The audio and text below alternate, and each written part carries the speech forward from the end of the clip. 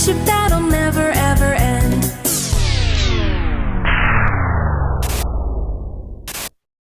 Run!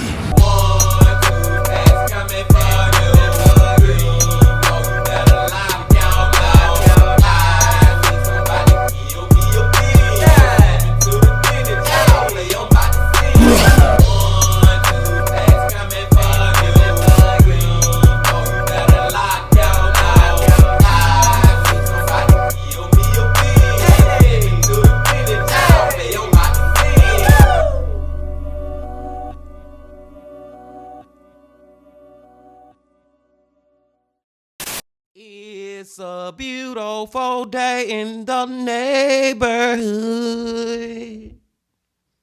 Reaction Beanie Yo 738. Tighten that neighborhood, my brothers and sisters. We have a 2-for-1 special today, my friends.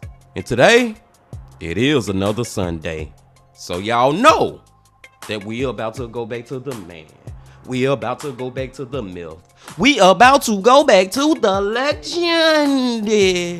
MrBallen. MrBallen Sunday Bean Team. And the reason that I said we got a 2-for-1 special is because MrBallen dropped a video earlier this week, y'all, that I have not watched yet. So we're going to check that one out first, and then we're going to check his latest one out that he dropped yesterday. And the title of the first one is Epic Manhunt Ends with One Man's Night of Terror.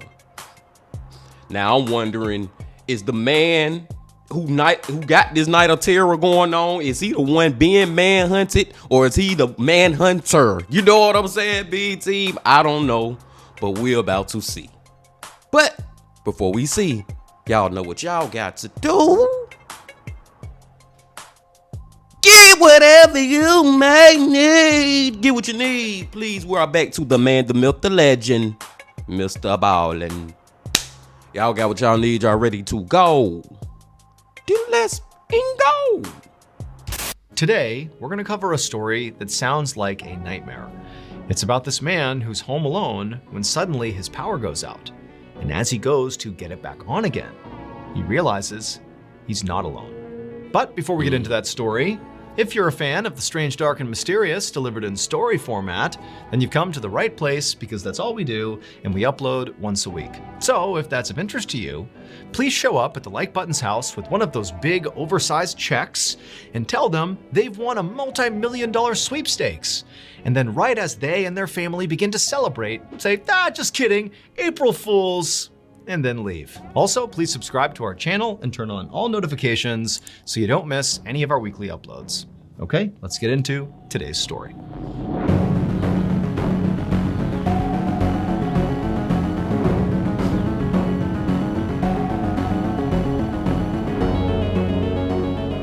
Ballin'.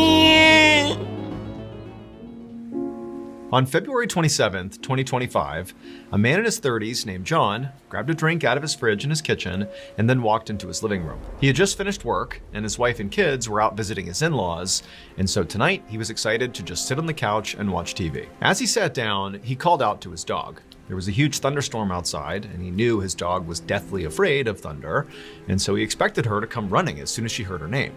But after he called her, he heard nothing. But this didn't worry him, because he figured, his dog must have found a good hiding spot and had just fallen asleep there. So John turned his attention to the TV and began looking for a horror movie to watch. But as he did, he started thinking about his wife and his kids driving home that night, and he was worried about them, because of the weather. So instead of clicking on a horror movie, he turned to the local news to check on the weather. However, as soon as the local news came on, it was not the weather they were talking about, despite this being a major storm. I mean, this should have kind of dominated the news, but it wasn't. Instead, there was a much bigger story on the news right now. And that was, there was this huge riot happening at a state prison that was only 10 miles away from where John lived. And apparently, the most dangerous convict at this prison had escaped. The newscasters began to describe this convict, and they said he actually had a nickname the other prisoners had given him. They called him the Monster of Cell Block C. Now, this nickname had to do in part with the fact that he was just a horrible criminal, like people were scared of him. And then also, the nickname came from his just totally bizarre and threatening behavior. He would routinely sit in the corner of his cell and eat insects off the ground.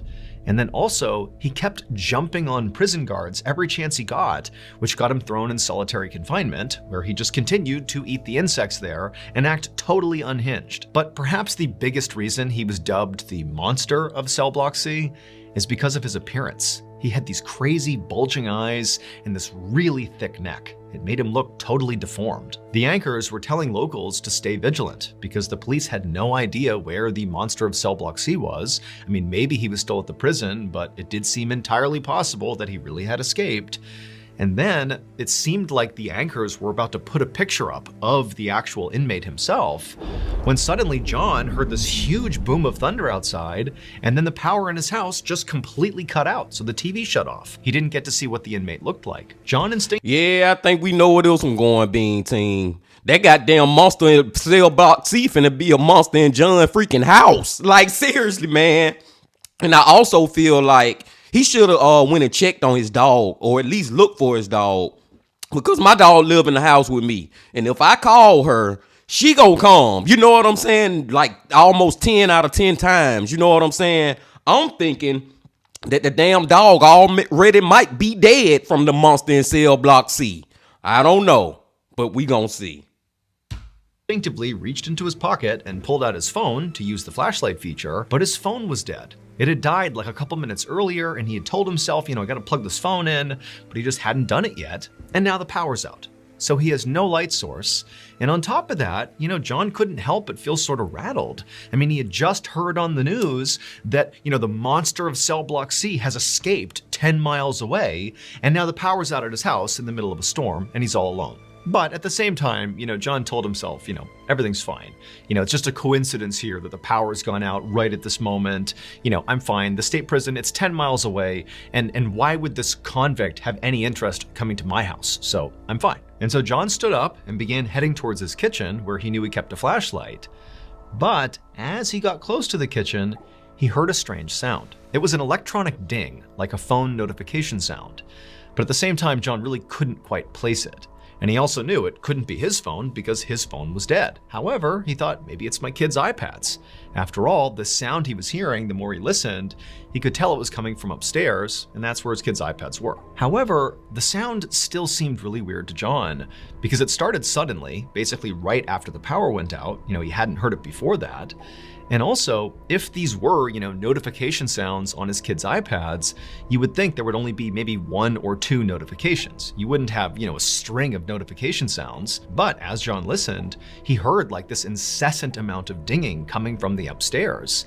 And it wasn't constant. It was sort of sporadic, like random dings kind of all over the place. But then John remembered that his kids' iPads had a messaging app on it so they could talk to their parents.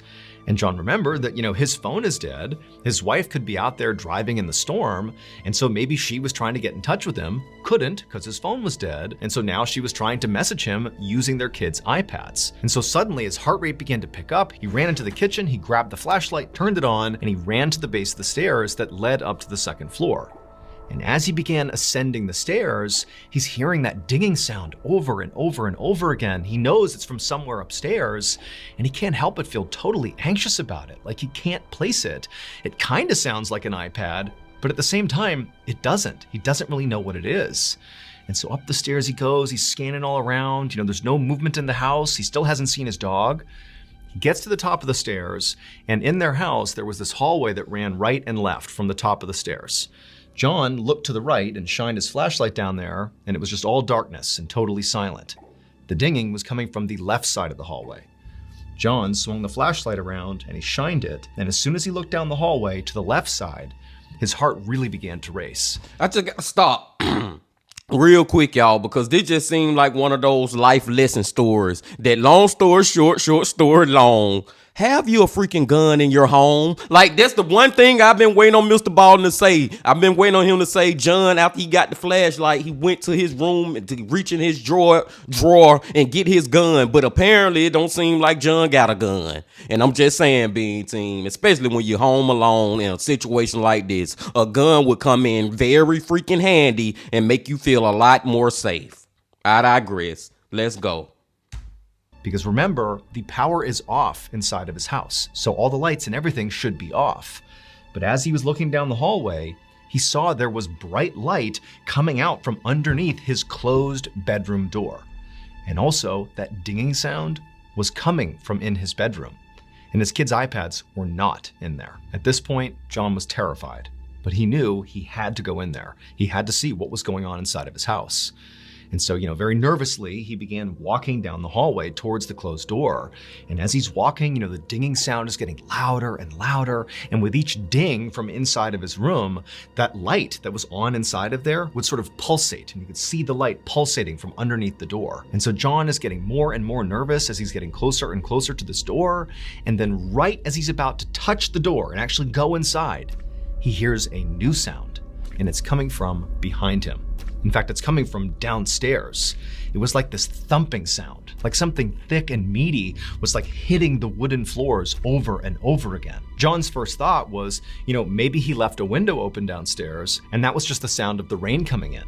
But as he's listening to this thumping sound that's getting louder and closer to him, making its way towards the stairs, he's thinking, that can't possibly be the rain. That does not make any sense. So he thought, oh, it's got to be my dog. And so he called out to his dog again, this time much more urgently. Frankly, he wanted the comfort at this point. But the dog didn't come, and that thumping sound continued, and it began to go up the stairs. At this point, John knew he needs to go over and see who is now coming up the stairs. He has to go look.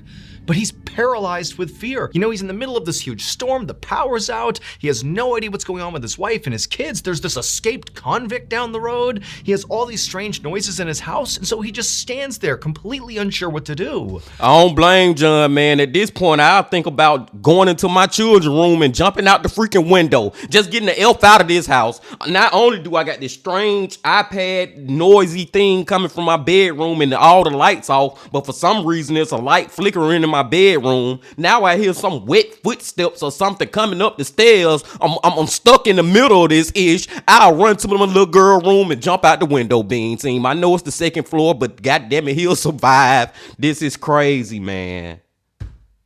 And then finally, as this thumping sound is right about to crest the stairs and be in the hallway, whatever or whoever it was, John turned and just threw open his door, figuring, you know what, at least if I go in my bedroom, I can shut the door and create space between me and whoever this is. But the second he charged into his bedroom, holding the flashlight over his head like a baseball bat, to confront whatever was in there, he just froze because what he saw in front of him was horrifying. To understand what John saw and why it was so bad, you have to know that overall, John was a pretty nice guy. He was a good father, a good husband, he gave to charity, he took in stray animals. He was the kind of guy who would, if you dropped money out on the street, he'd pick it up and give it back to you. He's a good guy. But there was one aspect of his life where John wasn't so nice.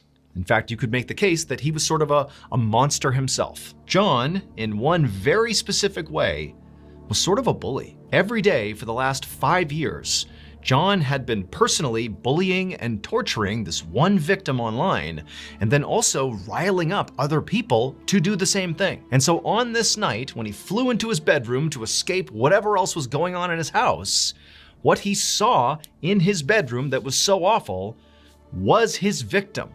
And he knew for sure that his victim was here for revenge. John's victim turned attacker was standing right there in the middle of his bedroom, clutching John's dog in their fist, like they were about to squeeze the life out of her. And at the same time, the loud thumping sound that John had run away from into this room that was coming up the stairs, well, John heard it thump against the door to the bedroom. And so John realized that must be another attacker. There's 2 of them, and now I'm gonna die. And so instinctively, John whipped around and just stared at this door, getting ready for whoever this was to enter the room. And as the door began to swing open, John closed his eyes and put his hands up around his head, bracing for impact. And he's standing there literally waiting to die, but nothing happens. And after a few seconds, John, he opens his eyes and he looks around and he smiles. It would turn out the monster of Cell Block C really had escaped from that state prison during that riot. And after they got out, they went to John's house. But the monster of Cell Block C was not a dangerous, horrible criminal, at least not to John. In fact, the monster of Cell Block C was one of John's oldest friends. Wow. And he had broken out of prison for one reason: to save John and his dog. Immediately after entering the bedroom, the monster of Cell Block C leapt onto the attacker who was holding John's dog hostage and managed to free the dog. The dog ran to safety, and then the monster of Cell Block C basically wrestled the attacker onto the ground and restrained them. And as they did this, John, who's sort of standing off to the side, is so relieved, but also he was suddenly inspired. And he had this idea that not only would defeat his attacker for good, but also would keep his friend, the monster of Cell Block C, from going back to prison. John turned and ran out of the bedroom and went into one of his kids' rooms where he grabbed a frog stuffed animal. He ripped the head off, and then he went back into his own bedroom and superglued the frog head onto the top of his attacker. John's attacker, the one he had bullied for so many years, who had come back for revenge, who was in his bedroom emitting pulsing lights and making dinging sounds and grabbed John's dog by their fist and held them hostage, was none other than the like button. John was actually John Allen, aka me, MrBallen. And with that frog head superglued on top of the like button, now they looked a whole lot like the monster of Cell Block C, which of course was my best friend, Seagull Lung. And so when the police showed up a short time later, they carted away the like button because they looked like the monster of Cell Block C. To this day, the like button is still serving out old Lungy's prison sentence. And as for old Seagull Lung, he's somewhere on a beach in Mexico. And now that this story is over, I can finally say, April Fools. Oh my God, man. MrBallen, you got me, bruh. You got me, man. This man just sit up. See, that's so crazy how much he just be believable in these stories. I'm all locked in on this ish. And this was a whole freaking troll job. Long story short, short story long. April Fool's freaking joke with Seagull Long, man. Look at Seagull Long. Oh my God, y'all. What the freak? That was great though, and I was getting confused at the end, like what going on? And then I realized it, y'all. It freaking hit me. It freaking hit me. Hold up, let me go back and hit that like button, and we're gonna go to this one. That was a great April Fool's, man. I ain't gonna lie. And yes, I think April Fool was on Tuesday when he put this out, but I did not realize where we was going in that story, y'all. But I enjoyed it. I did enjoy it. I digress. Let's get to the one that he put out yesterday.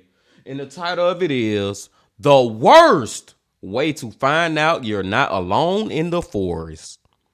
Now, I'm just going to put this out here. First and foremost, I wouldn't even have to find out how I'm not alone in the forest, because I would never be alone in the forest any damn way. You know what I'm saying? I always say it, Bean Team. If I'm going out in the woods, in the forest, I'm bringing some of y'all with me, some of my brothers and sisters. It's going to be the Bean Team going to the forest, not just Stack the Bean. I digress, man. Let's get into this one, man. MrBallen got me with the April Fools, y'all. That was good, man. But let's get into this one. Let's go.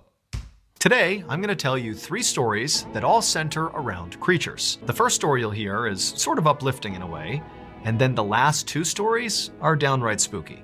But before we get into those stories, if you're a fan of the strange, dark, and mysterious delivered in story format, then you've come to the right place, because that's all we do, and we upload once a week. So if that's of interest to you, please hit the like button like it owes you money, but not too hard, because we need it for next week's episode.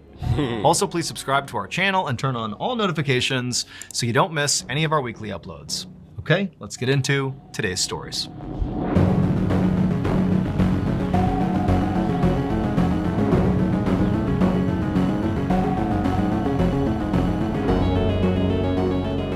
Ballen! On the evening of December 24th, 2001, a 48-year-old businessman named Kevin Butler was in his kitchen inside of his home in Dallas, Texas, preparing food. The following day, he was going to bring this food to a Christmas party at his friend's house. And as Kevin was preparing this food, he heard his friend Larry, who spent a lot of time at his house, call to him from down the hall. Now, Kevin didn't really hear what Larry wanted, but he could tell from the tone of his voice that, he wanted him to come over there right now. And so Kevin said, okay, I'll be there in a second. But then, after washing off his hands and beginning to walk down the hall to go see Larry, Kevin heard another sound that stopped him in his tracks. He heard the sound of 2 men's voices coming from outside of his house. The men sounded drunk, and they sounded like they were literally in his front yard. And also, Kevin thought he recognized the voices. And so instinctively, Kevin flew over to the door and whipped it open. And sure enough, it was Johnny Serna, one of Kevin's former employees, and Daniel Torres, who was Johnny's half-brother. These were the two men he thought he heard outside, and here they are. And even though Kevin was expecting to see them when he opened the door, it was like seeing them in real life was just totally incendiary. Kevin was immediately so mad. For several months, Kevin and Johnny had been in this very public feud over money. And in fact, Johnny at one point had even tried to steal from Kevin by forging a check. And so now Kevin looked right at Johnny and Daniel and goes, "Oh, what are you guys here to steal from me again?" And in response, Johnny didn't say anything. He just charged forward and punched Kevin square in the face. Kevin was so stunned that he practically fell over. And then before he could do anything, Johnny and Daniel had pummeled him to the ground and were kicking and punching him. And then they dragged him further into his house and slammed the door behind him. Kevin continued. What a freak Larry at. Larry, we need you right now. Kevin freaking needs you. Continued to try to get away, but he just couldn't. One of the brothers was holding him down, and then before long, one of the others had gone off and come back with electrical cord, and they tied him up. And then once Kevin literally was fully bound and couldn't go anywhere, the brothers went into the kitchen, got knives, came back, and they began stabbing Kevin over and over and over again. And as all this commotion was happening out in the living room, Kevin's friend Larry, who was right down the hall, heard the whole thing. He heard the sound of, the two drunk guys coming in. He heard the sound of Kevin clearly being attacked. And at first, Larry was terrified and didn't know what to do. But as he heard the sound of Kevin screaming out for help, Larry jumped into action, and he flew down the hallway and he charged out there, and he saw Daniel still on top of Kevin stabbing him, and Larry just went right after Daniel. Now, Larry was unarmed and really didn't stand much of a chance to begin with, but he did whatever he could to try to get Daniel off. He began biting and scratching him and doing whatever he could, but it wasn't enough. And eventually, Daniel overpowered Larry, and then before long, Johnny and Daniel were not just stabbing Kevin, but were also stabbing Larry. And so, see, this go back to the April Fool's video that we just watched from MrBallen, man. Have a gun in your freaking house, man. Just long story short, story long. We wouldn't even have these problems right now with freaking Daniel and Johnny. Let's go. In the end, both Kevin and Larry, the two friends, were stabbed to death. And then after they were dead, Johnny and Daniel fled the scene. But what the two half-brothers didn't know was that even though they had just killed Larry, Larry had actually just made sure those two brothers would get caught. Because when Larry tried to fight Daniel off, he had literally bit Daniel and gotten Daniel's blood on his mouth. And ultimately, when the police showed up, they took the blood from Larry's mouth, and that was DNA evidence, and it led them right to Daniel. And so Daniel and Johnny were soon arrested and charged with murder. However, they were only charged with one murder. And that's because during the attack, when Larry flew down the hall to try to protect Kevin, well, he literally flew.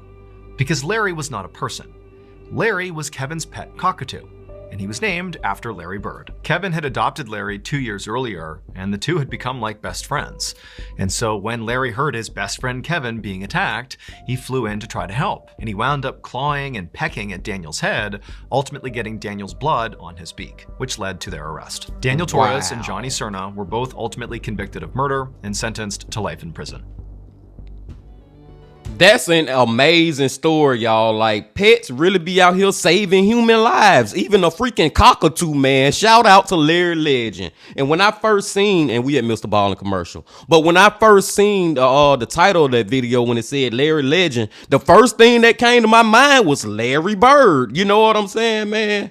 Oh my God, y'all, that freaking cock. And that would explain why Larry didn't respond immediately. You know what I'm saying? But at some point, that bird figured out that something bad is going on. And he flew in and he tried his best to get Johnny or Daniel, whatever the freak his name is, up off of I can't even remember the victim name. But y'all know what I'm saying, man. That is crazy. That cockatoo it pretty much solved the murder of his owner. That's what's up, man. Let's go to number 2. Take it back right there. Let's go. When you sign up for a free 30-day trial at audible.com/MrBallen. Okay, back to the story. Back to it.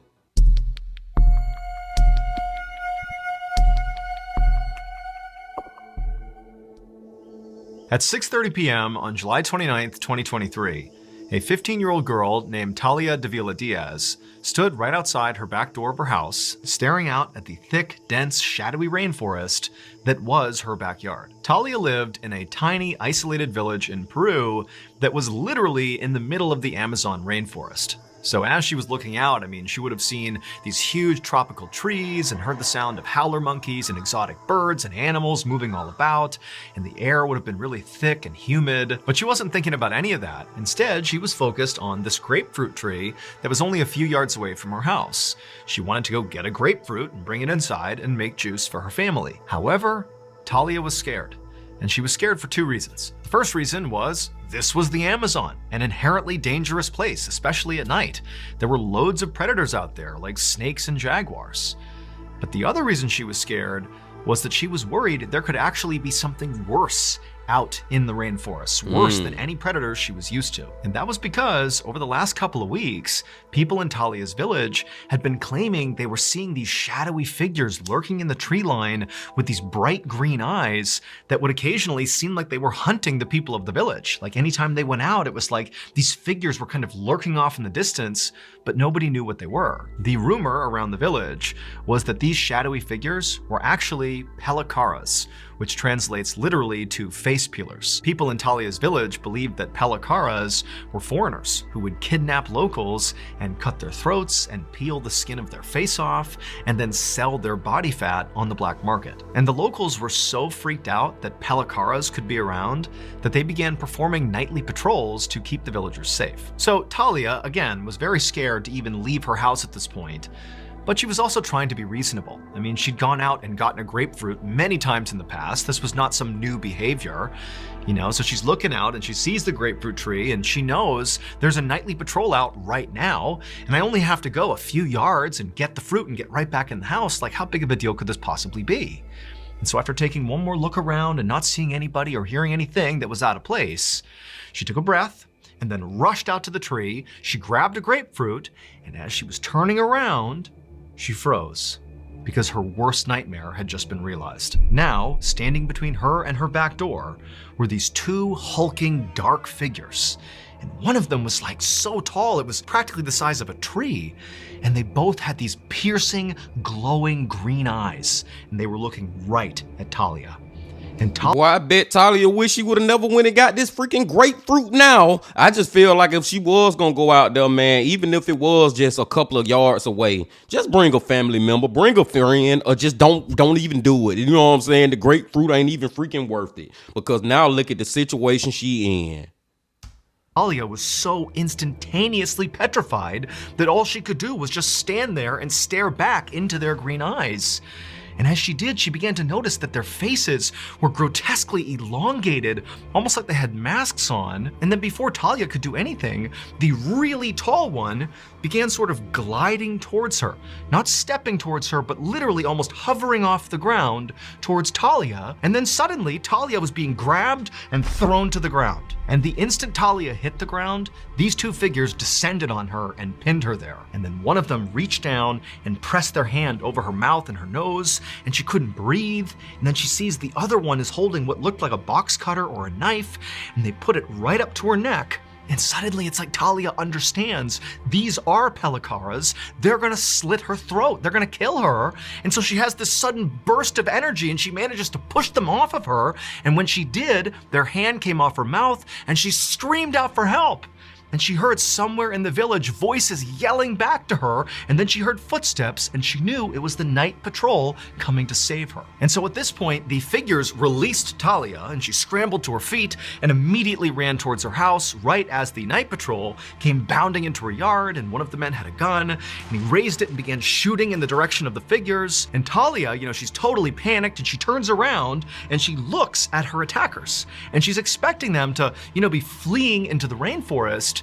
But instead, these dark figures, they were like levitating in the sky, and they were looking down at Talia and the night patrol with their glowing green eyes as they literally began to levitate into the sky. And the whole time, the night patrol is firing repeatedly at these things, and they just drifted off into the night and disappeared. Talia— No, man, that's crazy. Like, when we get to the point where we see these whatever face pillars, pelicaras, whatever you want to call them. When we get to the point where they start levitating and flying and ish, I'm not even shooting at them no more. It's just time to get the F out of there. You know what I'm saying? I'm taking off. I'm running. Bullets ain't gonna do nothing to whatever the freak this is. Ultimately would not suffer any physical injuries from this encounter, but mentally she was a wreck. And frankly, so was the rest of the people in her village, especially those who were on the night patrol and with Talia witnessed these figures with green eyes flying away into the sky. I mean, the fear in this village following this encounter was through the roof. And in fact, ultimately, the Peruvian government would get involved after this encounter and they would investigate to try to figure out, what happened to Talia. And they would ultimately conclude that there was an illegal mining operation happening somewhere in the rainforest, and some of these miners, in an effort to scare people away from coming anywhere near their operation, they got their hands on jetpacks, wore armor and masks, and then went into villages like Talia's and basically pretended to be aliens and then did, fly off on their jetpacks.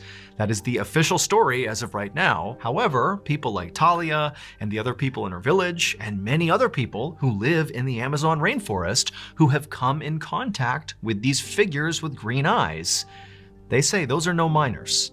Those are either pelicaras or they are creatures from another world.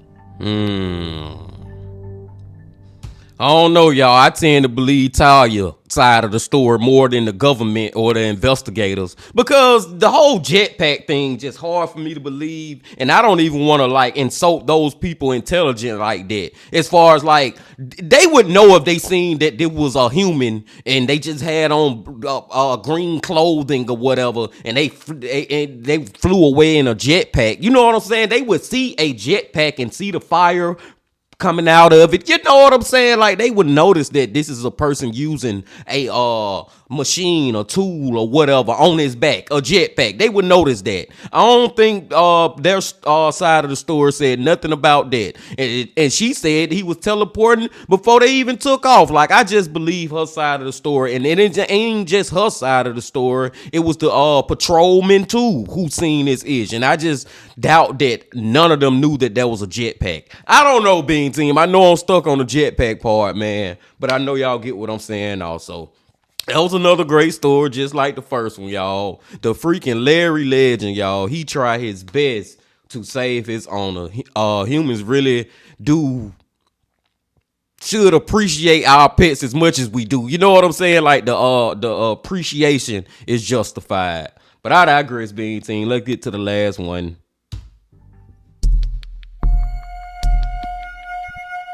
Claw marks. On the afternoon of May 21st, 1974, a 39-year-old man named Pilar Gomez walked through a forest in Argentina. In his hand was a machete and an axe.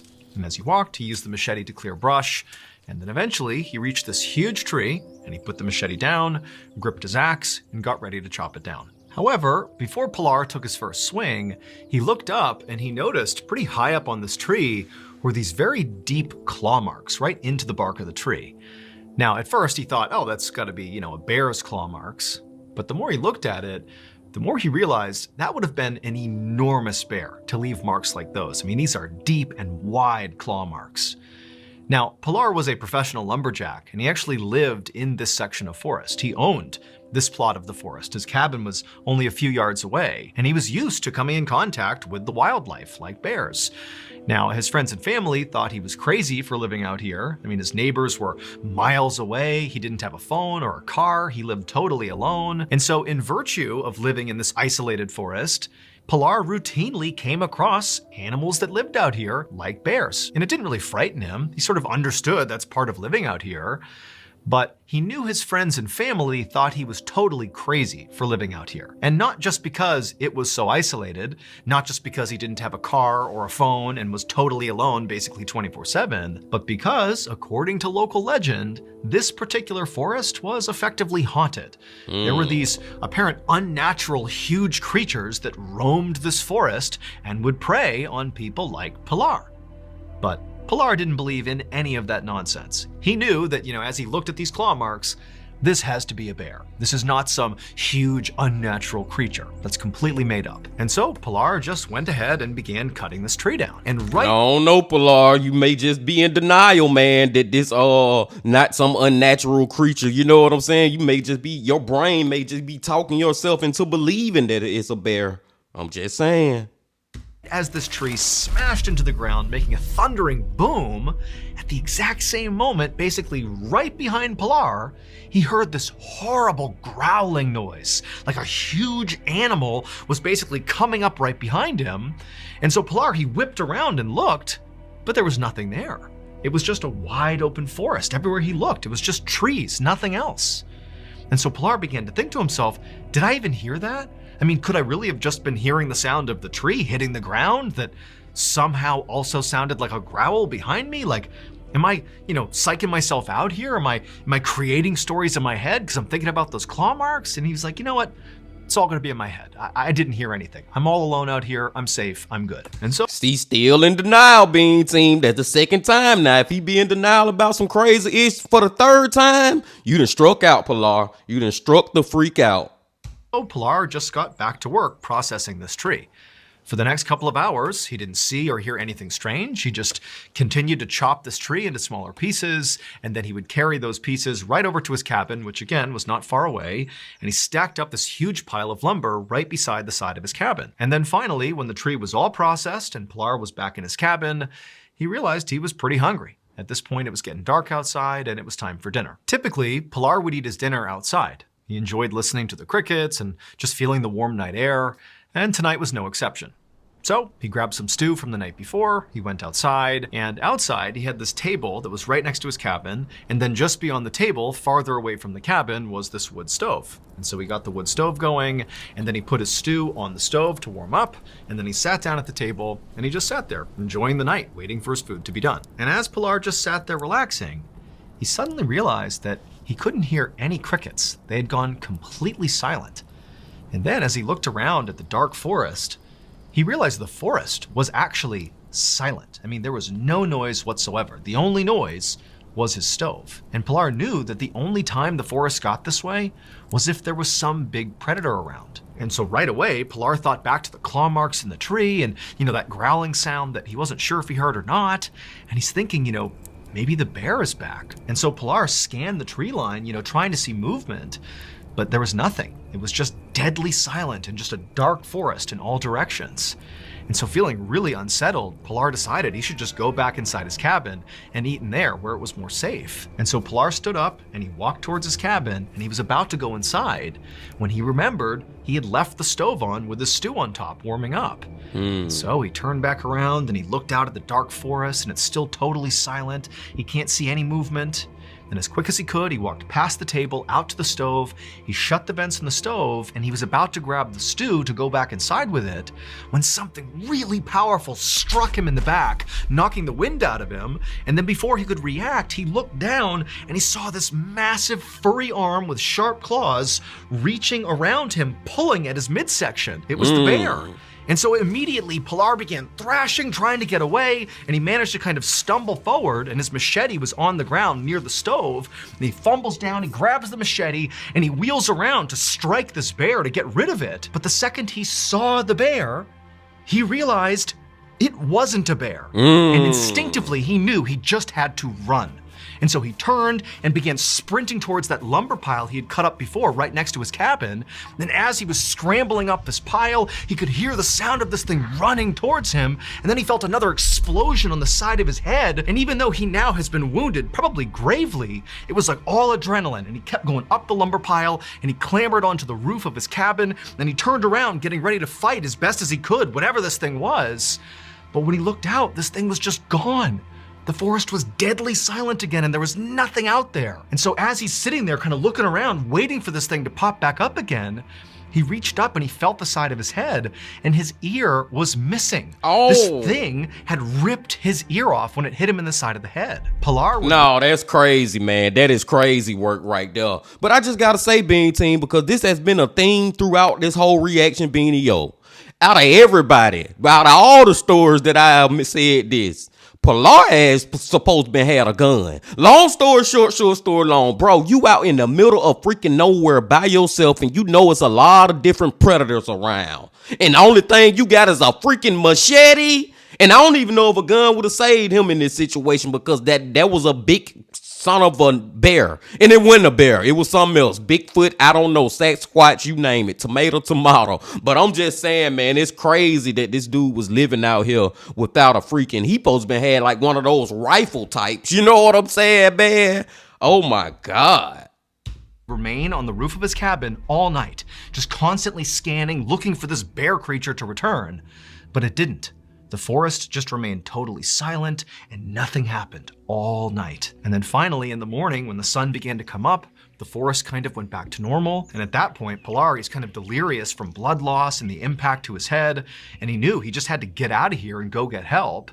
And so he climbed off the roof and then he ran about a mile to the nearest building, which was this woodworking shop. And when he got there, there were a couple of people there. And when they saw the state Pilar was in, they didn't need to be told that he needed to go to the hospital. They just instinctively put him in the car and drove him there. After Pilar was stabilized and his wound was treated and he was sort of in recovery at the hospital, the police showed up to interview him to see what happened. And Pilar would tell them the story about how, the day before he had seen those claw marks in the tree and then he had heard that loud growling sound behind him, or so he thought. And then that night, this bear had attacked him at his cabin. And he said at some point he had broken away and grabbed the machete and he turned to defend himself and he got a good look at this bear.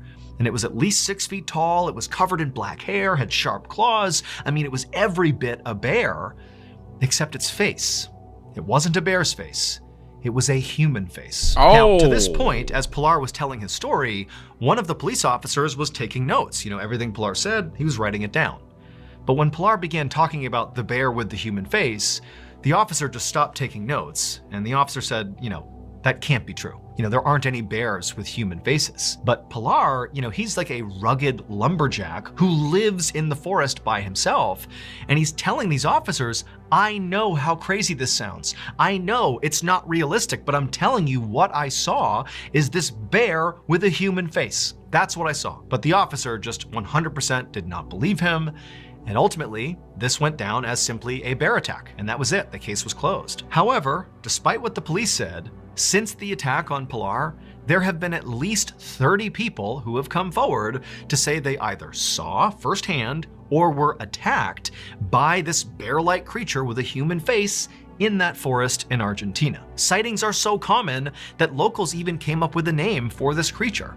They call it the Ucumar. And to this day, nobody has any idea who or what it is.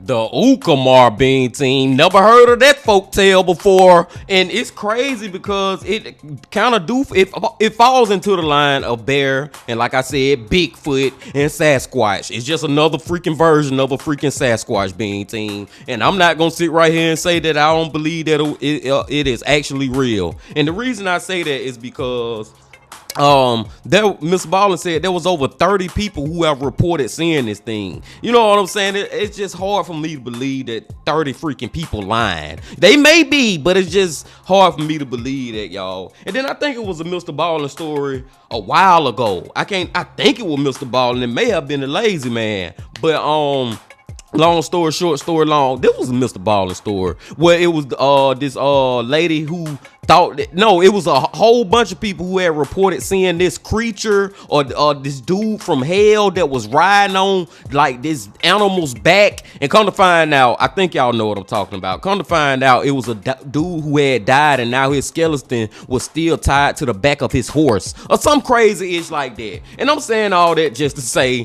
that it could be some type of crazy ish like that with this story, meaning that this human face, this may be a real person in some type of bear outfit or something, and just out there murdering people out in the freaking wherever Pilar stay. I don't know, bean team. I'm just spitballing, trying to throw something at the wall, and I don't know if it's sticking or not.